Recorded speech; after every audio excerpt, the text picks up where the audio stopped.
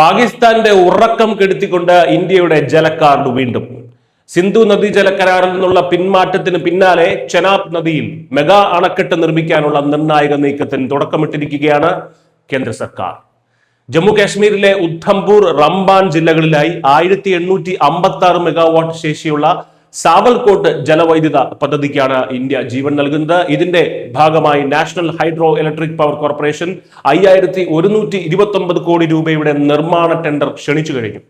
ആദ്യഘട്ടത്തിൽ 1406 മെഗാവാട്ടും രണ്ടാം ഘട്ടത്തിൽ 450 മെഗാവാട്ടും ഉൽപ്പാദിക്കാൻ ലക്ഷ്യമിടുന്ന ഈ മെഗാ പദ്ധതി പരിസ്ഥിതി മന്ത്രാലയത്തിന്റെ അനുമതിയോടെ 9 വർഷത്തിനുള്ളിൽ പൂർത്തിയാക്കാനാണ് ഇന്ത്യയുടെ തീരുമാനം.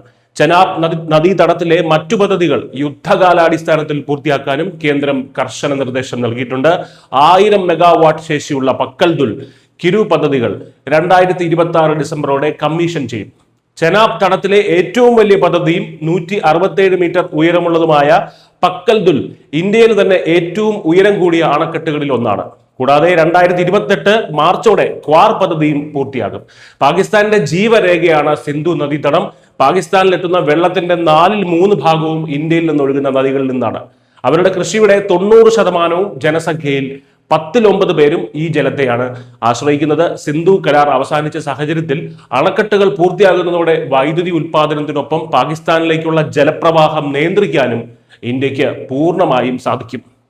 ചുരുക്കത്തിൽ, അതിർത്തിയിലെ പ്രകോപനങ്ങൾക്കുള്ള ഇന്ത്യയുടെ മറുപടി ഇനി തോക്കുകൊണ്ട് തന്നെ ആയിരിക്കണമെന്നില്ല. എപ്പോഴും ഇനി അത് വെറും വാക്കിലുമായിരിക്കില്ല, പക്ഷേ ഒഴുകുന്ന വെള്ളത്തിൽ കൂടി ആയിരിക്കും ആ പണി തിരിച്ചു കൊടുക്കുക എന്നുള്ളത് മാത്രം. News desk Malayalam.